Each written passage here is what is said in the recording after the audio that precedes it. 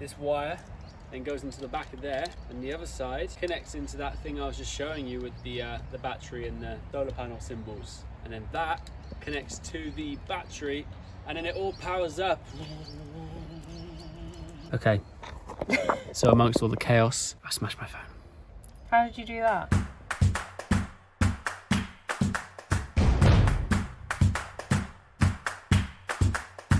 We're about to back the car up into the driveway because it's about to rain.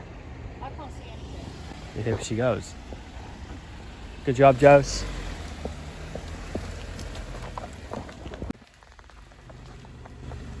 You're good, you're good. All right, now straighten the car up. Straighten the car, stop, because it's not gonna fit. So you just need to get it straight now. All right, keep going. I'll tell you how far you can go. Stop, stop, stop. A bit more. Stop, a bit more. Stop, a bit more. Stop. All right. James, I'm in the middle of the road. You know. You're about as far, you're further in than our car would be. Are you sure I can't get underneath? Yes, I'm 100% sure. So the first thing we have to do is unscrew these points here, just so we can lift this carpeted bit off and fit the rubber mounts to stop the drawer from falling out. And now you have these things, they're called stoppers, to stop the drawer from coming out. And what you do, you screw your screws through and they come out the other end. And you have two holes just here. And you just pop that through the hole. And you have to make two holes in the fabric the other side. You have to make two holes in the fabric just here. So it pops through and you fasten it on, and that will stop your drawer from coming out too far.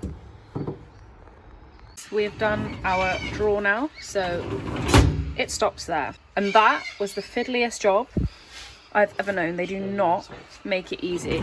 So the inserts literally are here, and you have to put your hand, look how, like, you have to be able to put your hand in there to insert those little black rubber bits, and then like hold it on and then tighten those. One of the most fiddly things ever. This rope here, I don't know what to call it. What is it called? Tension rope. The tension rope, that's it. We're going to strap it through the middle of this, and so it holds it back, and we're going to strap it. We've got two hooks here. We're going to strap it, and when we drive, hopefully it doesn't go forward, because we're going to tense it to the back here. The trouble we will have is when we open the drawer and the drawer's heavy, it's going to like lean out essentially, so it's going to topple this that way. That's what we want to stop happening. We'll see. If you're wondering why I'm stood like this, like a marshmallow, it's because it's raining outside and this bit isn't under the cover. Yeah. Catch you later. So at the back here, we've hooked cable ties to hold it in from there, and then we've strapped this.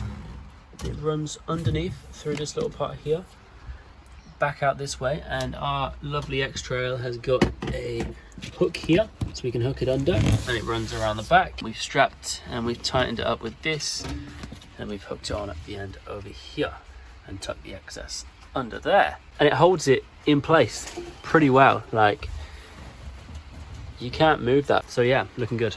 So issue, we cannot fit our fridge slide next to the drawers. Listen, I thought I measured it, but I didn't. Well, you did, just not correctly. I just didn't measure it properly. Or I think maybe they've got their measurements wrong, but who's to say? The problem we have now, we want to fit the fridge on top of the drawers here. We're going to do that, and then we're going to just have space next to it. What are we getting, James? Let me show you. We have a lid and a box. These things. So these are going to go in the car, and they're going to lay out the floor just so we don't scratch the car, essentially. They're like jigsaw pieces, so it'll be fun to put them together, I think. We'll see. We'll think that'll work. We think that'll do. Anyway, we're in Bunnings right now. Bunnings is essentially B&Q, but I think it sells more. What we're looking for now is a camping stool for Josie, because as we know, she is very short. Nothing wrong with being short, of course. It's just, it doesn't help when you're trying to open and close a rooftop tent. We're going to find a small step so she can stand on it. Help me with the rooftop tent a bit more. How tall are you? 5'3"? 3. 5'3".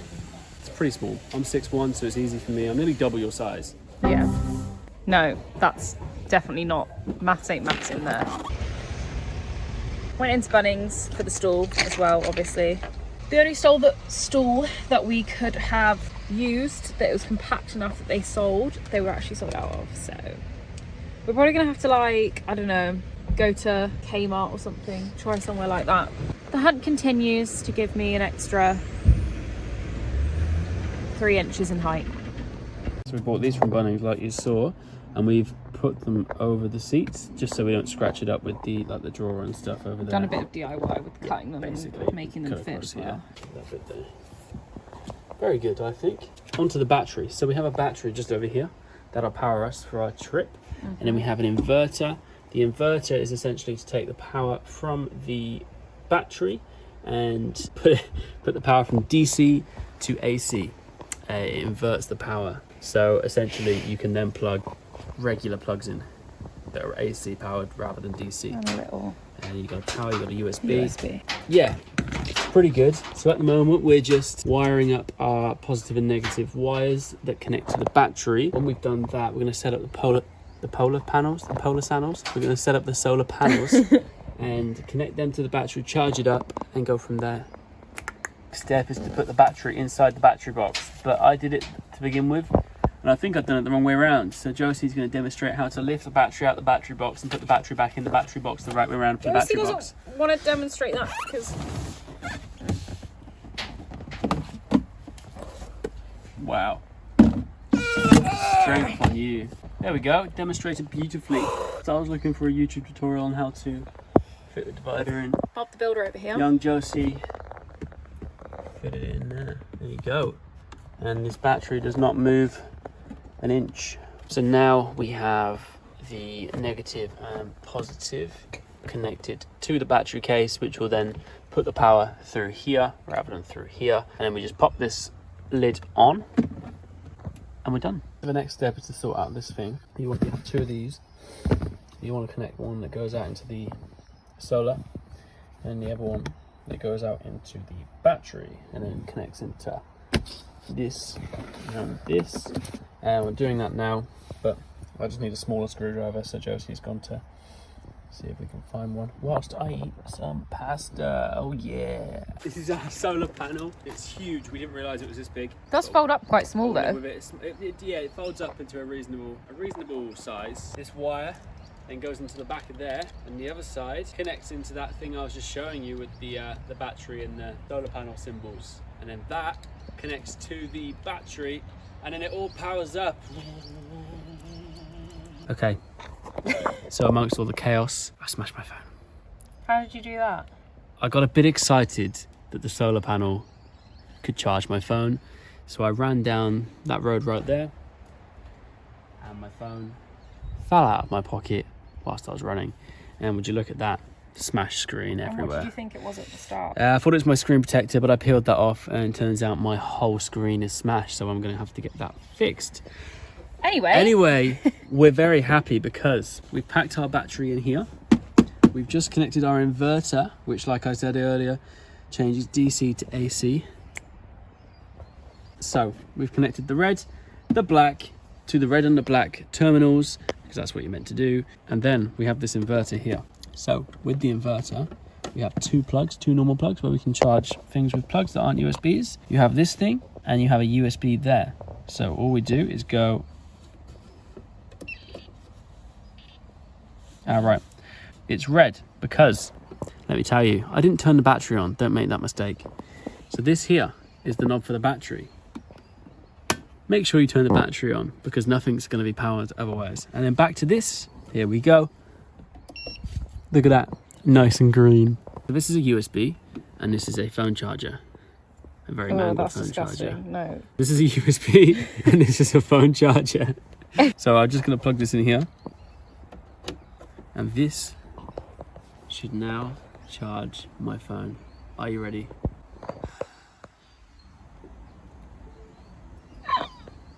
This, you might not believe it, this is a sink to do our washing up. Just pops out like that. So it's kind of dinky, like it's not too big, but it's all we're gonna need camping. It's even got a plug So when you're done, you just let the plug out onto the grass. How amazing. This, and look how small that collapsed it, like, crazy. We are heading to a place called JB Hi-Fi. That big yellow one. So if you haven't heard of it, it's kind of like, what was the shop called in England? HMV. Yeah, but it's so Is that much the shop? better. But like, it has everything. So it has fridges, washing machines, massage guns, toasters, drones. We're here for some memory sticks, so that's what we're going to do. We got a hard drive, that's what they call it. And it's called a My Passport. And I don't know why it's called that, but it stores up to 1 terabyte of data. And it's just like a flash drive, but just bigger and better. But we didn't know it existed. Well, Josie didn't know what it was. No, I knew it existed, but I didn't know what it was. So the guy made fun of us. He was like, I'm not judging, but How come do you not know what a that hard is? drive is? But we got one We to did. store all our videos on for you. Just over there, fixing my phone because I got overexcited and dropped it. And now we're going to enjoy a Pizza Tuesday night for $9.95. Look at that, traditional pizza and a can of drink. How good's that? Fantastic. This is a throwback to Josie childhood. has opted for the sun-kissed. What is it, an orange drink? Yeah. Do you not have these when you were a kid? No. It was like year 7 disco, sugar high, kids acting drunk, thinking that they've just sipped some alco pops. That's what Sunkissed is. And I've opted for the Thirst Crusher 2000. The Solo. Okay, so we don't have these over in England. At least I don't think we do. No, we don't. It's a lemon drink. It's lemonade, basically. It's lemonade. No, it's like a... No, it's lemonade. I don't care. No, it's like who bitter I'm talking lemon. to. It's lemonade. Alright, it's lemonade in a yellow can. Called Solo. Original lemon. Since 1973, not that you guys care. It's 5% crushed lemons, and it's good stuff. When we first got over here, people were like, oh, you've never tried a Solo? I was like, no, I haven't. But now I have, and I do quite like it. They also do a hard Solo, you can't call it that anymore. a hard rated. They had to change the name of these hard rated drinks because they were pretty much branded the exact same, but they were just alcoholic. So you could get it mixed up. So they changed the name to hard rated. And anyway, this stuff, it's pretty good. It's like Fanta Lemon, guys. It's not like lemonade at all. It's literally like Fanta Lemon. Lemonade is like clear and Schweppes. Taste test. Pour it out into that glass and show me what it looks like. Because I'm telling you right now, it is Fanta Lemon. Look at the colour of that. That is not lemonade, Alright, you know what? as people would think it is. That I've is changed my not. mind. It's Fanta Lemon. It's Fanta Lemon. Hot and spicy. And the Capricciosa. Let's see.